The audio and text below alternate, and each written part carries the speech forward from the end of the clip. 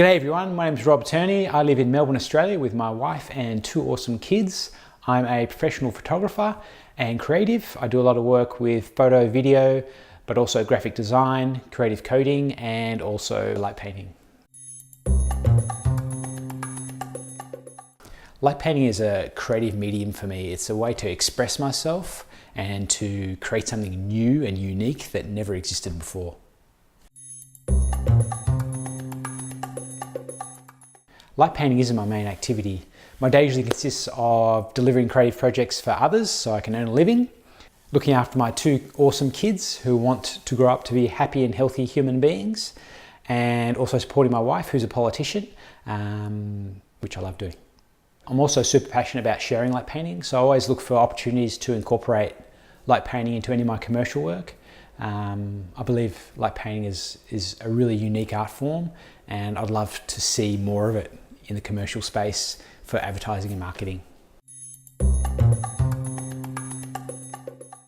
Okay, so when I was 30 years old, I was diagnosed with stage 4 lymphoma, as in cancer.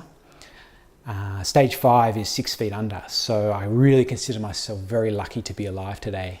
And going through that heavy chemotherapy, losing all my hair, my eyebrows, my eyelashes, I came out the other side knowing that I wanted to have creativity in my life, something creative, not just work and stress. I needed some creative outlet. I was always interested in visual design and taking photos when I was younger. So in 2009, I picked up a camera again and pretty much immediately stumbled upon light painting on Flickr, like within the first few weeks of owning a camera again. And I was completely blown away by this thing called light painting. Like, how does the person not appear in the image? How do they create these amazing shapes? And was completely taken in by it. The Flickr community back then was so amazing. There was so much innovation and creativity going on. I felt like it was the Wild West of light painting, in that there were a few artists that we could refer to from sort of contemporary times, but there wasn't a lot of work out there. And pretty much on a daily basis, these people in this Flickr community were creating new tools, new techniques, new amazing images, like on a daily basis. And I remember I couldn't wait to wake up and just check out what everyone was doing and get some inspiration. I usually work alone when I light paint. Light painting is a very personal activity for me.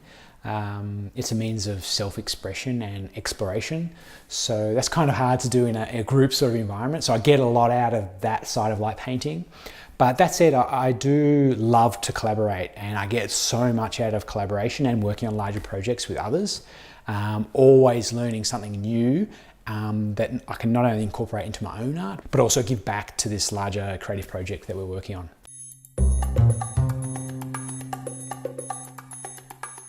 So creative process is an interesting one and pretty difficult to describe. My ultimate goal is to connect with things that are unseen. So things that sit on the edge of reality, things that we can't see with our normal perception. I really love to be able to connect with these things and explore them because the natural world is so amazing. For example, my refractograph series, you can see some of the images in the background. These images are naturally forming, and I just extract them, manipulate them, and control them into light painting images. And it's all through just normal everyday wine glasses and other objects.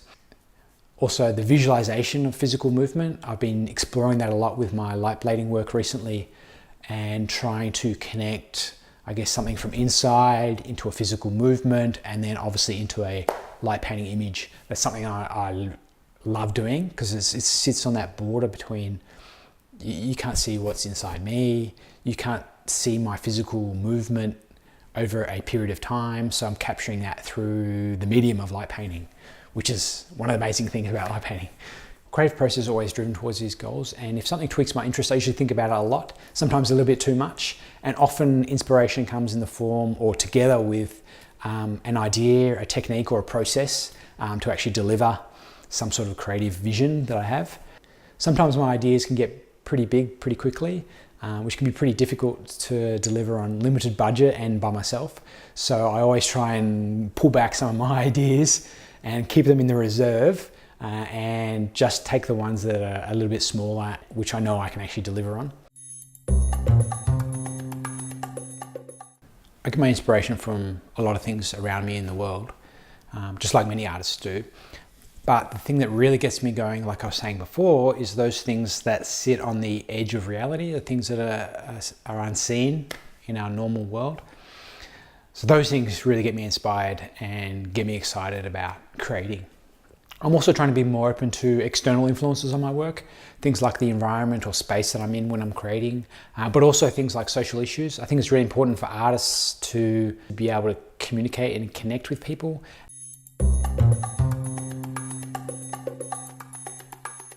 I create because I have to. It's a part of my core being. I actually gave up a successful 20-year consulting career in technology space to be a creative. You know, that's how much it means to me. So that's my biggest motivator, is I don't want to go back to what I was doing before. There's no way. You know, I am a creative. That's who I am. I'm not going to be a consultant ever again. Thank God. So happy days. I'm so much richer now than I was before. Even though financially I'm poorer, I'm so much richer from the perspective of personal growth, personal happiness. I get to spend time with my kids. I get to support my wife. All these things I cherish. And I wouldn't have them if I wasn't a creative.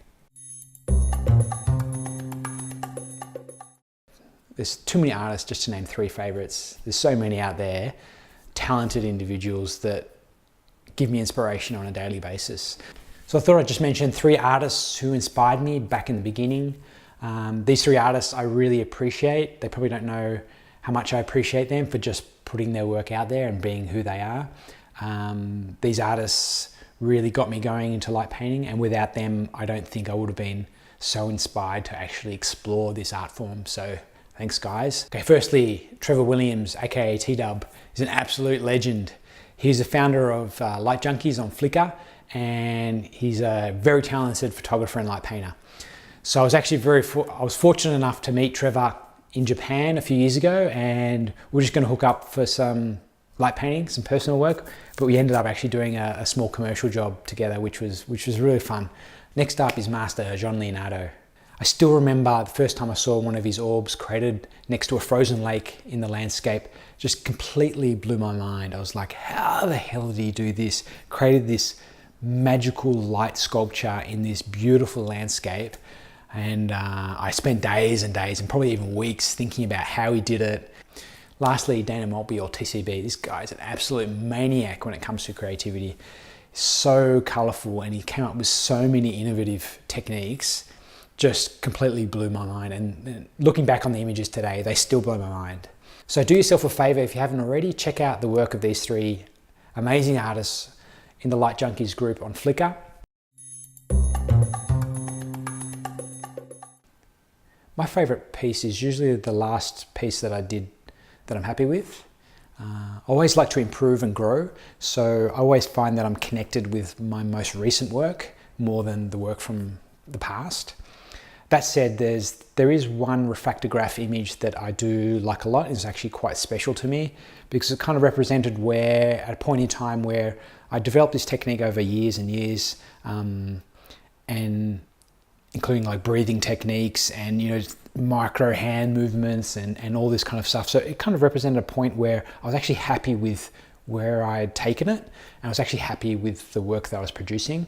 So that's why I love this image.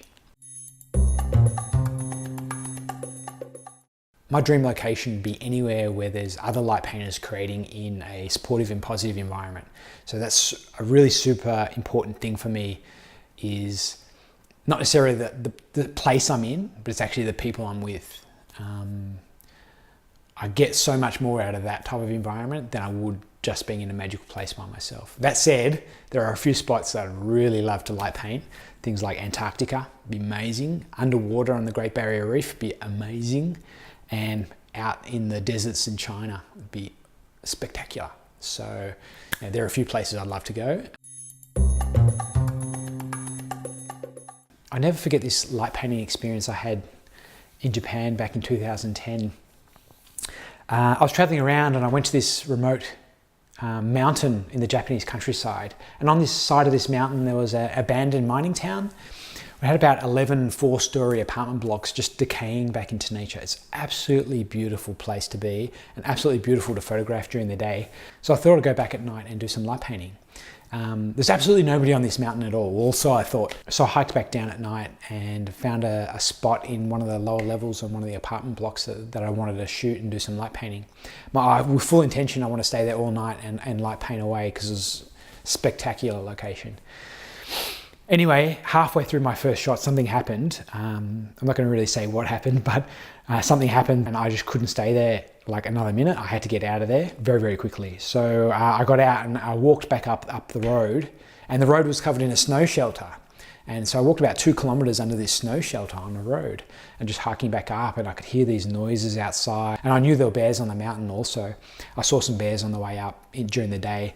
So I could hear all these animals creeping around outside of this snow shelter. But it was a pretty amazing experience. I walked back up, I did some light painting under the snow shelter, and eventually made it back to the remote inn I was staying at. And let's just say it was a pretty special experience.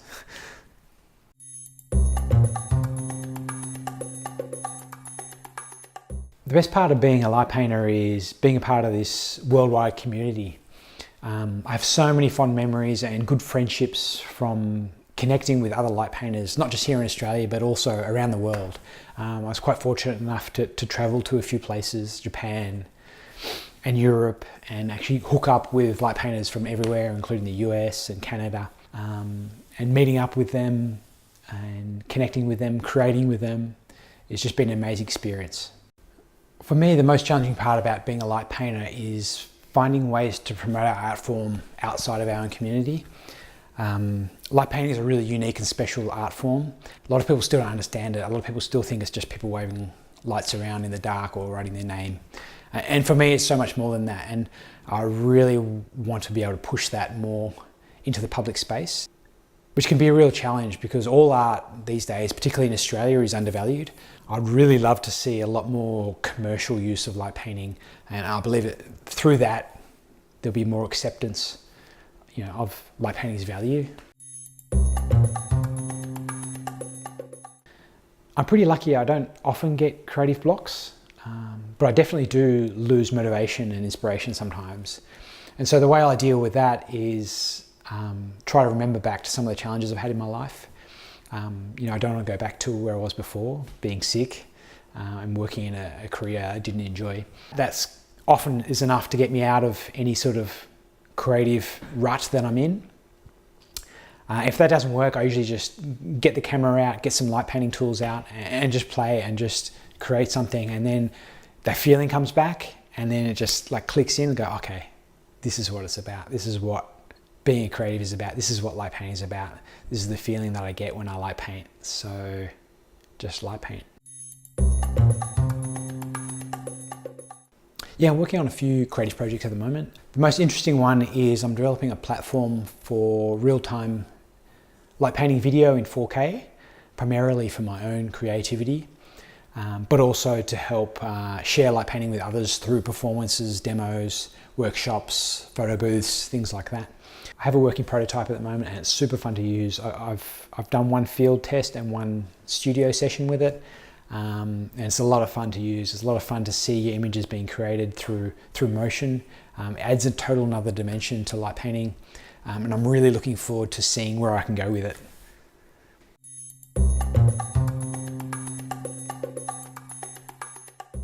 I love that our community is growing bigger and bigger. It means more people are experiencing light painting, whether it's actively participating and doing light painting or just seeing images. One of the issues that happens when a community gets bigger and bigger are divisions are formed. So people have different views on things, and it's only natural. It happens in any type of community. So what I really hope for the light painting community in the future is that we maintain respect for each other. We understand that each of us loves and appreciates light painting for what it is, and don't hate on each other. As far as sharing goes, when I first started light painting, the Flickr community was quite small, and there was a huge thing where we shared images and processes, not necessarily techniques, but there was a lot of feeding off each other and innovation and pushing each other to be creative. And that was fantastic. That method of sharing. Now the community is much, much larger. It becomes more difficult. That's where groups like the Light Painting blog are really important, so that we can share what we love with others. We can help grow the community together. So keep up the good work, guys. I see light painting continues to grow and the community getting bigger and bigger. And my hope is that light painting will become more accepted as an art form. And I hope to see a lot more quality light painting work in the commercial space. I think that will go a long way to help light painting art form push forward into the future. I think the best advice I can give a beginner is please have a look at other people's work. Be inspired by other people's work, but don't copy other people's work. You know, in the end, light painting is about creativity, and there's this huge part you'll miss out on if you're just copying other people. Get out there, have an idea, think about how you're going to create it, and then try and deliver it. You know, there's massive value in doing that. And if you're not doing that, that's fine. You might have a few images at the end. You might get some likes on Facebook, which is great. But you're missing out on this big part. So do yourself a favor and create something unique and special for yourself. Just want to finish up by saying a huge thank you to LightPaintingBlog. You guys do an amazing job. All of the team does an amazing job. Keep up the good work. Keep pushing forward. You guys are awesome.